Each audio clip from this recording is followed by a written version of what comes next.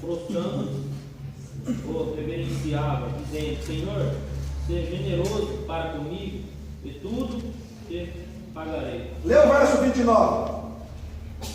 Então o seu companheiro, prostrando-se a seus pés, rogava-lhe, dizendo: seja generoso para comigo, e tudo te pagarei. Você viu como é que Jesus foi caprichoso aqui? Porque ele repetia as expressões. Quando ele estava diante do rei lá, que você me deve 10 mil talentos, ele ajoelhou, juntou as mãozinhas. Oh, Senhor, seja generoso para comigo, que tudo eu te pagarei. Mentira, ele não podia pagar. Aí o rei ficou com dó dele, da mulher dele, do espírito dele, porque ele ia para o inferno, estava desgraçado. Eu vou te perdoar, perdoou. Então, obrigado, Deus abençoe. Saiu. Aí encontrou com o outro devia um pouquinho dele. Aí foi o contrário, o outro ajoelhou diante dele. Por favor, seja generoso. Não! Prende ele. Prende ele. Você observou que a palavra é a mesma? Exatamente a mesma. No grego original, na tradução do português. Então aí Jesus falou o quê? Qual é a lição central desta parábola? Eu anotei aqui, ó. Aqueles que receberam o perdão divino devem ministrar o perdão ao próximo para que os benefícios do perdão recebido sejam mantidos. Você foi perdoado? Então você também deve perdoar. Aqui ele recebeu o perdão. O que aconteceu lá? Negou. Aí o que aconteceu?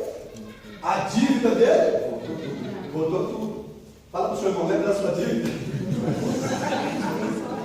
Não, fala para ele, irmão, lembra da sua dívida? Então perdoa, viu? Senão ela pode voltar.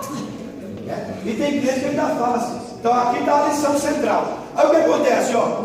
Eu sei o que é parábola, olha lá, eu sei o que é parábola. Eu sei o contexto da parábola. Eu sei o que é a parábola, os fatos que as pessoas representam. Eu sei a lição central. Então agora eu tenho a chave, né? Então agora eu posso entrar nesse terreno aqui e falar, eu vou me sentir seguro, ok? Então vamos lá, vamos interpretar então a parábola do bom samaritano. Vamos interpretar. Vamos lá. Agora nós vamos entrar no assunto aqui que a gente leu, porque a nossa primeira parte vai ser concluída aqui, ok? Se eu sentir que eu estou sendo cansativo aqui, eu já encerro já. Olha lá, interpretar, vamos lá, a interpretação da parábola. Então veja bem, ó. O que é uma parábola? É uma história verdadeira ou fictícia, certo? Jesus contou essa parábola, então ele estava baseado em fatos reais, né? Ele estava baseado em fatos reais. Então, quando uma parábola está baseada em fatos reais, o que a gente tem que observar? Jesus falou assim, ó, um certo homem desceu de Jerusalém para Jericó e caiu nas mãos do salteador. Ele foi contando a parábola, passou o sacerdote, passou o levita, aí veio quem? Veio mais um samaritano, né? Então, o lugar que Jesus falou, ó, olha, eu vou andar aqui, ó, descia um caminho, esse caminho existe, é um lugar real, tá? Esse lugar existe esse lugar, tá? Então não é uma história que Jesus inventou, a estrada de Jerusalém, Jericó, ela existe. Então ela é o caminho, dá 25 quilômetros, é uma estrada sinuosa, cheia de curvas, e nos tempos antes de Cristo era chamado de caminho sangrento, porque era infestado de ladrões que sabiam que os viajantes tinham que passar por ali, porque lá em cima em Jerusalém estava o templo, e a adoração ela era centralizada. Vamos para um detalhe também. João 4, versículo 9. Ó, se uma parábola é uma história que pode ser verdadeira ou fictícia, no caso da nossa parábola é uma história real. Então aí a gente tem que fazer uma análise histórico-cultural. João 4, versículo 9. Quem pode ler? João 4, 9. Disse-lhe, pois, a mulher samaritana: como sendo tu judeu me pedes de beber a mim, que sou mulher samaritana? Porque o os judeus não se comunicam com os samaritanos. Então, olha aqui, ó. Jesus então pegou pesado pro doutor, né? Quem que passou primeiro? E viu o homem caído? Quem passou primeiro, irmão? O sacerdote. O sacerdote passou primeiro. Certo? Quem passou depois? O levita. Qual que era a lógica? Aí mais um judeu que ia de caminho. Aí Jesus pegou e fez o quê? O samaritano. O samaritano. Então por que Jesus colocou o samaritano? Foi Jesus é especialista. Colocar o dedo bem na ferida. Você entendeu? Aí lembra quando terminou e falou assim: qual dos três você acha que foi o próximo? Ele falou, irmão? Foi o samaritano. Ele falou? Foi aquele que usou de misericórdia. Você vê quando a gente fala assim: o irmão deu uma palavra boa, né? Gostou da palestra? Foi bom. A irmã cantou, foi uma benção, né? Até que ela canta bem. Não consegue falar, sabe? Aquele preconceito. Aí Jesus falou assim: ó, faz igual o samaritano. Você entendeu? Então quer dizer que aqui, ó, a história ela é real. Se você não entender de geografia bíblica, e se você não entender a rixa cultural que existia entre os judeus e os samaritanos, fica difícil de você entender o texto, ok? Então, essa é a primeira dica. A ocasião da parada, vamos lá. Abre no capítulo 10, o pastor Osés vai ler o que ocasionou. Porque Jesus não chegou assim, o doutor estava lá, Jesus não chegou assim: doutor, vou contar uma história para o senhor. Não, teve uma razão para Jesus contar a história. Então aqui nós temos um contexto da parábola. Verso 25 até o 29, Osés. Pode ler. E eis que levantou um certo doutor da lei, tentando-o, dizendo: mestre, que farei para herdar a vida eterna? E como ele lhe disse: que está escrito na lei, como lês? Respondendo ele, disse: amarás o Senhor teu Deus de todo o teu coração, de toda a tua alma, de todas as tuas forças e de todo o teu entendimento, e ao teu próximo como a ti mesmo. Eu disse: respondeste bem, faze isto e viverás. Ele, porém, querendo justificar-se a si mesmo, disse a Jesus: quem é meu próximo? Amém. Então aqui nós temos um contexto. O doutor chegou, com que propósito ele fez a pergunta? Mestre, o que eu parei para herdar a vida? Esses fariseus, irmão, que vem nas aulas de teologia que a gente dá. O cara faz uma pergunta, põe no bolso assim, do terno assim. Eu sempre tenho uma curiosidade, né? E você sabe que ele sabe. Às vezes eu olhou para ele e falou assim: mas o que está escrito? Você não é o ensinador da lei? O que está escrito na lei? Como que se lê? Ele tinha a lei na mão da língua. Ele falou assim: amarás, tá? Jesus olhou para ele e falou assim: você respondeu bem. Aí ele ficou todo feliz. Falou: tá vendo? Eu sou doutor, olha o meu anel de teologia. Faça isso e você terá a vida eterna. Então o que Jesus quis dizer para ele? O seu problema, doutor, não é falta de teologia.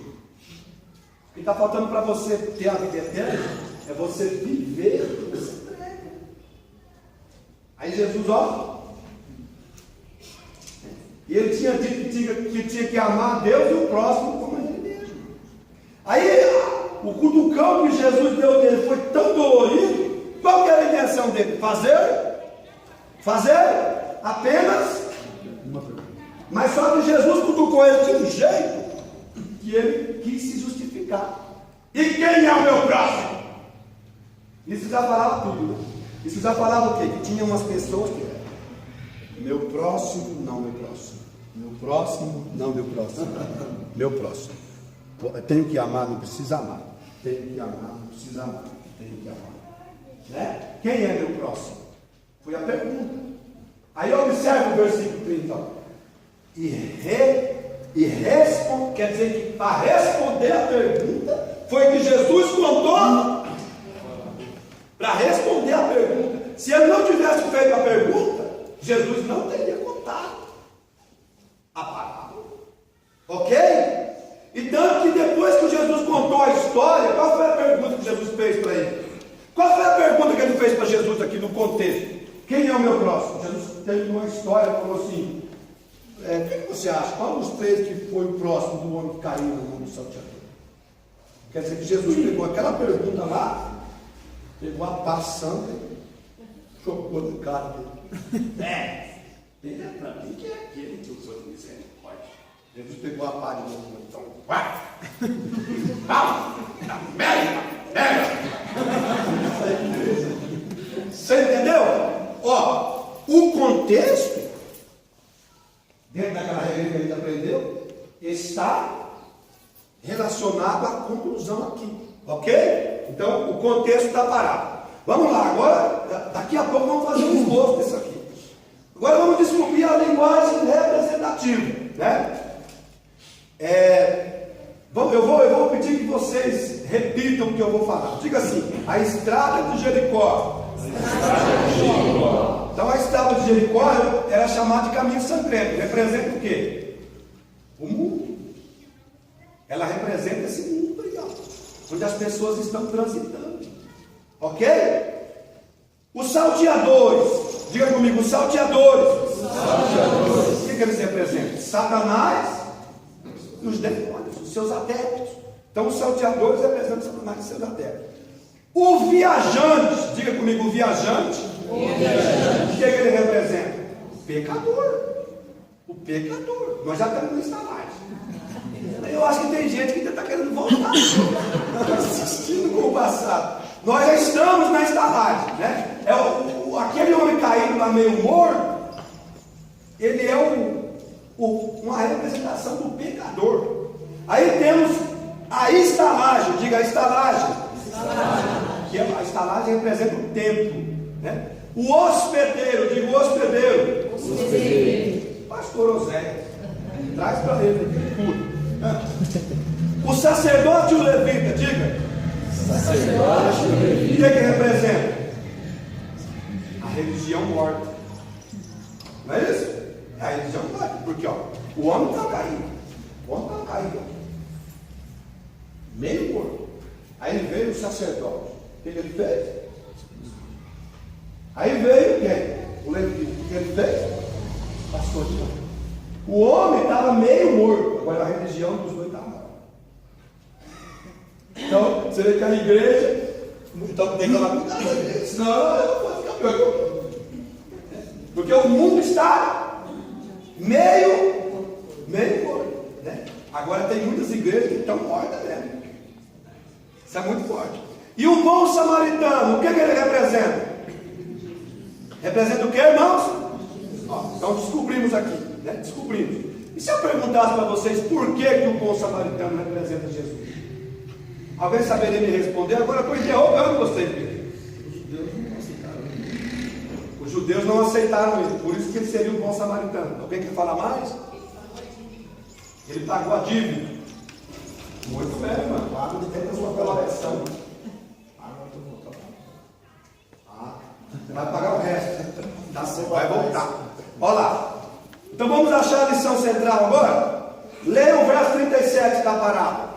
Leia o verso 37 da parábola. Aí a gente vai passar, vai fazer um esboço da parábola. Leia o verso 37. E ele disse: o que usou de misericórdia para com ele. Disse, pois, Jesus: vai e faz da mesma maneira. Leia o verso 29 agora, que é o contexto. Pode ler. Ele, porém, querendo justificar-se a si mesmo, disse a Jesus: e quem é o meu próximo? Leia agora os dois versículos, 36 e 37. Qual, pois, desses três te parece que foi o próximo daquele que caiu nas mãos dos salteadores? E ele disse: o que usou de misericórdia para com ele.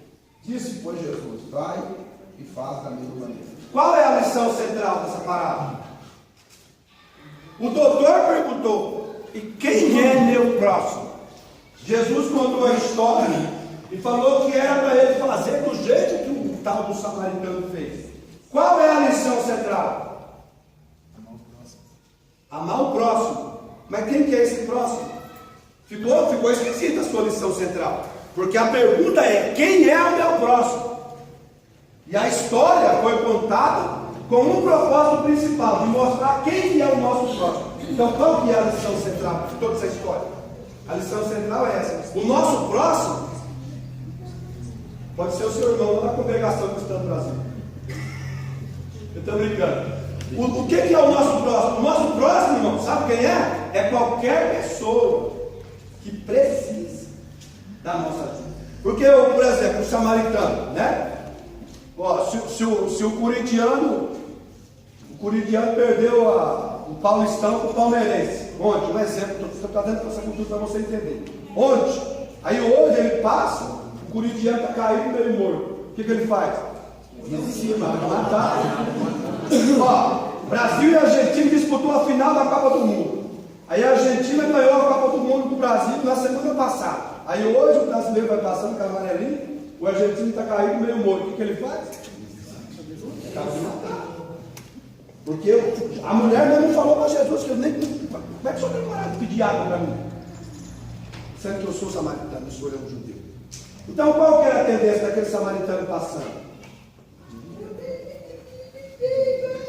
Foi fogo ainda. Já está no quinto do inferno. Entendeu? Não era isso que era para ele fazer? O que ele fez? O que ele fez? Ele não levou em consideração que o cara era inimigo dele, que o cara era da outra igreja, da outra religião. Então o que isso ensina? Que o nosso próximo é qualquer pessoa que precise da nossa demonstração de compaixão e amor. Então essa é a missão central, ok? Vamos trabalhar o esboço agora, irmão? José, cadê aquele pano milagroso? Isso. Apaga para nós aí. Os irmãos entenderam então essa questão da interpretação? É difícil, né, irmão? O que a gente acabou de fazer? Nós fomos no mercado e compramos os ingredientes. Vamos fazer agora um prato? Vamos preparar um prato? Vamos? Amém? Então vamos lá. Então agora, ó, o segundo propósito, né? Vou colocar aqui. Segundo propósito. O primeiro propósito foi interpretar. Nós já fizemos isso, né? O segundo propósito da nossa palestra. Não sei quanto tempo eu tenho ainda aqui, mas vamos lá. Eu não quero ser cansativo, viu, Fabio? Segundo propósito. Então nós vamos agora fazer o quê? O esboço. Certo? Então o que é você fazer um esboço?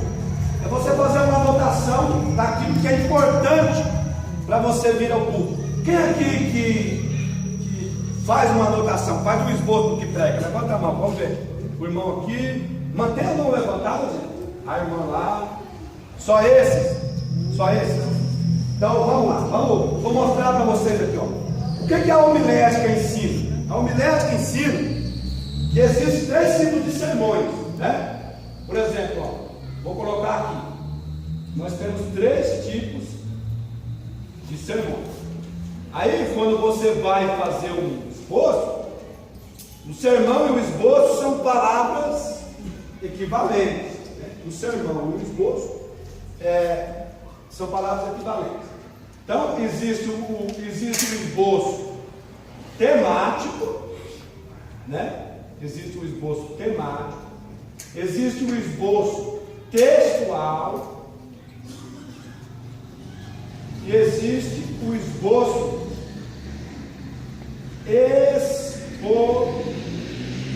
expositivo.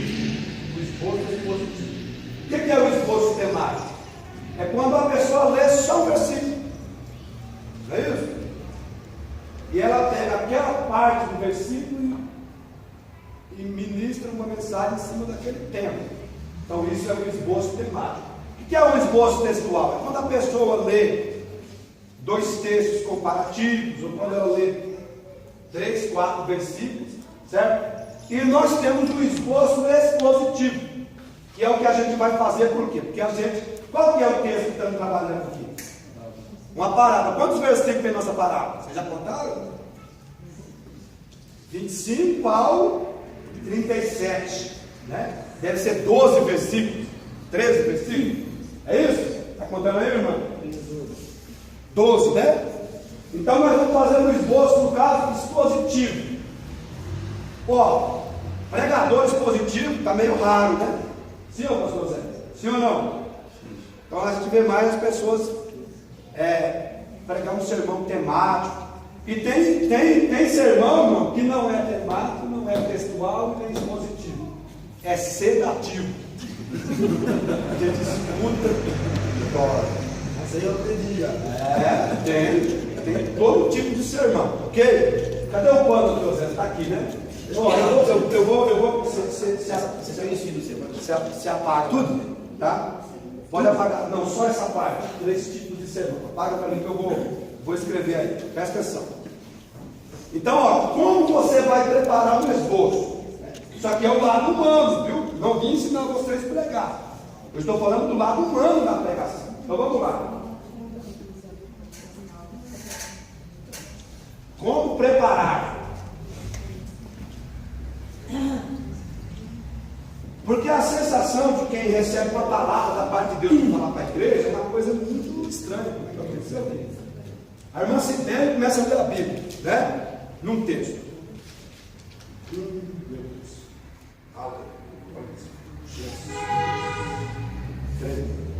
Então ela começa a sentir isso, né? Por exemplo, ó, eu comecei a falar para vocês essa parábola, não começou a ferver o coração de vocês, mas só que se você vir correndo aqui no púlpito, aqui ó, você corre aqui no púlpito com esse monte de informação na sua cabeça, mas está tudo bagunçado. Você chega aqui, irmãos, essa parábola é muito linda, porque não sei o quê. Daqui a pouco, você já repetiu a mesma expressão um monte de vezes. Aí a hora que você desce, aquele sentimento de frustração. Nossa, ela tem que falar com isso. Eu esqueci tudo. Por que está tão ruim essa comida? Improvisação. Faltou comida, né?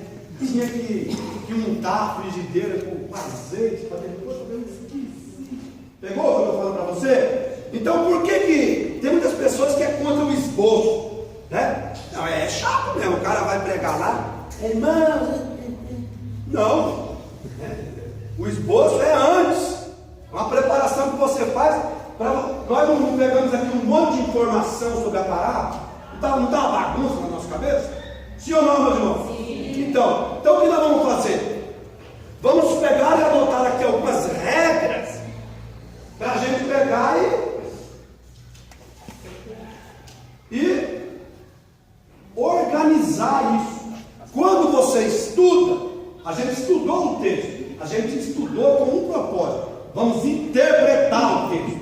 Agora, qual é o propósito do esboço? É organizar as informações recebidas, para que nós possamos depois termos uma ordem para transmitir.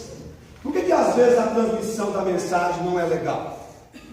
Porque a maioria das pessoas não tem nem noção de como está o esboço. Não é isso? Aí você vê o cara pregando, como que ele prega? Mas você não sabe, que ele organizou tudo. Eu prego já faz mais de 18 anos. Já vi aqui várias vezes, né, pastor? Você chegar lá em casa tem um quartinho, onde eu guardo as coisas. O senhor fala assim, pastor Edilson, eu quero que o senhor, uma vez o senhor pregou uma mensagem lá, eu vou lá no meu sermonário, eu tenho tudo que eu já preguei, o que eu não preguei ainda está escrito. Vocês acreditam? Eu tenho tudo registrado. Meu filho falou assim, quando o senhor morreu, eu vou escrever um livro. Você entendeu? Então, aí as regras, vou dar algumas regras para vocês. Eu vou dar as regras de como se faz o esboço, vou dar um padrão de esboço para vocês, e depois a gente vai esboçar a parábola, ok? Podemos fazer isso? Eu acho que dá tempo, né, pastor? É interessante. Olha lá, primeira regra, né? Você vai fazer um esboço, então, em primeiro lugar, você quer pregar, precisa ter um texto básico. Vocês concordam, irmão? Porque tem pessoa que vai no púlpito, ontem mesmo deu oportunidade para o irmão lá, ele é muito espiritual, crente. Aí ele pegou a Bíblia, assim, pegou o microfone na outra mão, começou a sentir uma alegria e tal, colocou a Bíblia assim, ele falou acho que uns 25 minutos. Ele não leu o texto. Ele pregou sobre uma passagem bíblica, mas ele não leu o texto. Vai dizer que tem pessoa assim. Irmãos, a palavra está no meu coração. Irmão, o povo que está sentado aí, vocês conseguem ver a palavra no meu coração?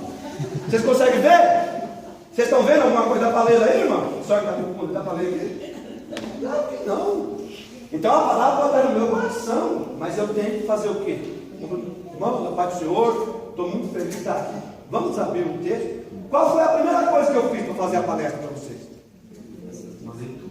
Né? Então, quando fala também que é um texto base, o que acontece? Tem pessoa que só prega uma mensagem. Tinha um irmão na igreja, o meu filho estava aprendendo a falar. E ele falava assim, eu tentando lembrar: ô mãe, aquele irmão. Qual irmão, mulher? O irmão lá, aquele irmão polêmico, aquele irmão. Ele falava errado. Aí eu não sei o que você está falando. É o irmão da viúva de Naim.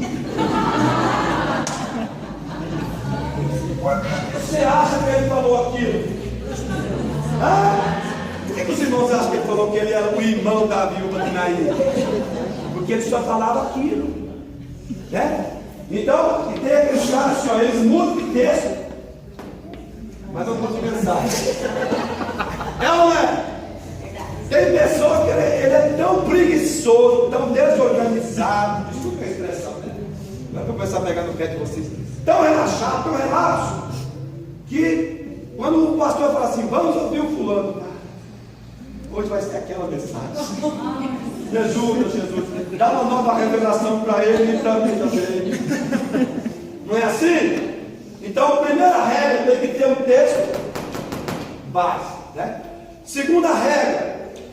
Então, ter um texto base significa que tem que fazer a leitura. Fazer a leitura, tá?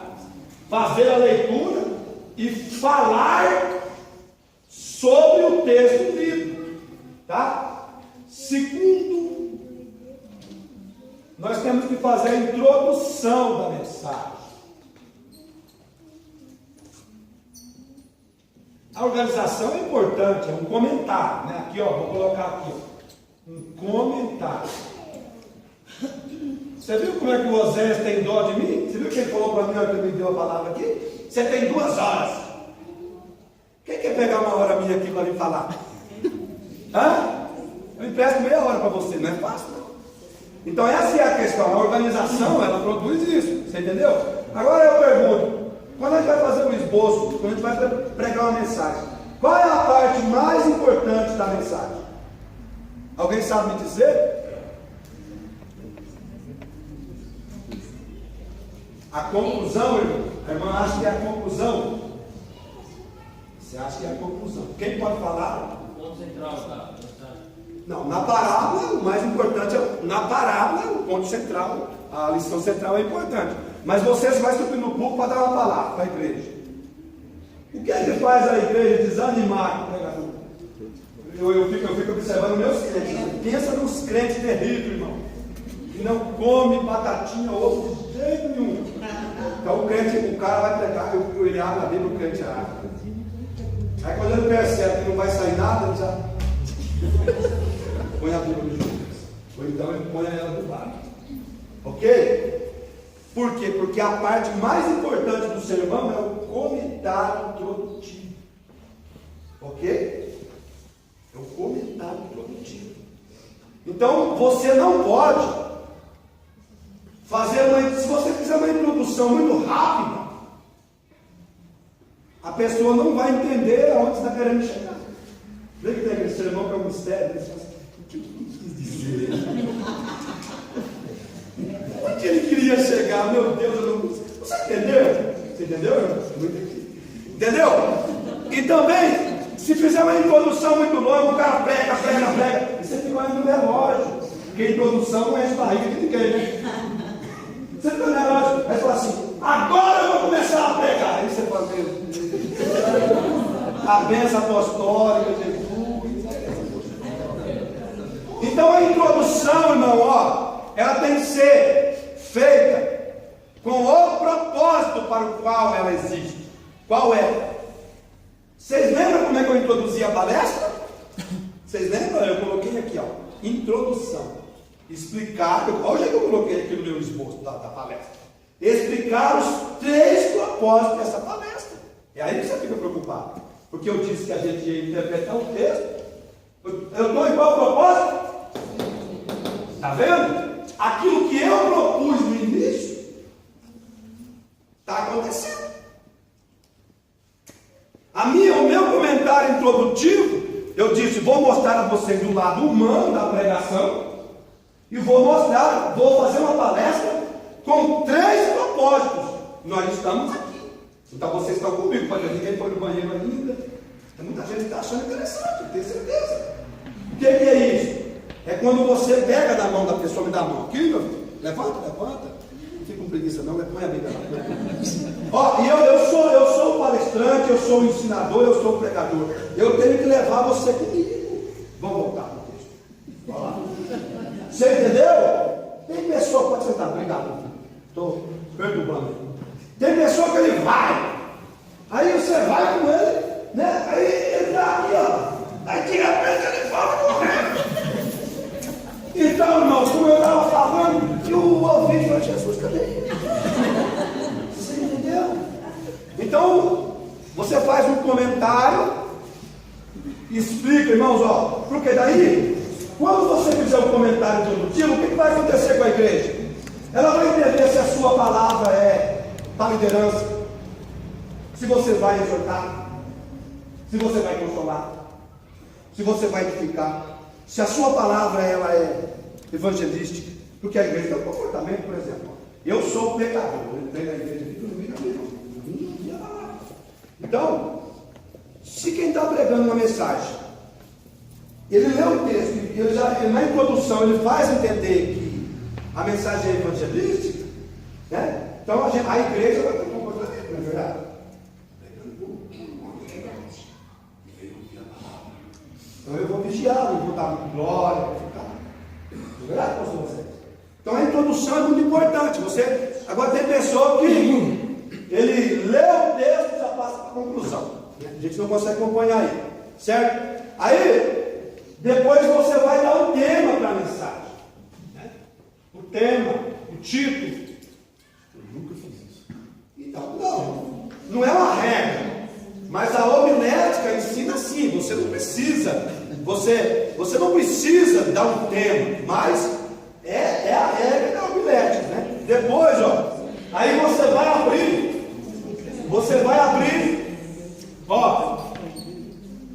abrir os tópicos, certo? O que seria o tópico?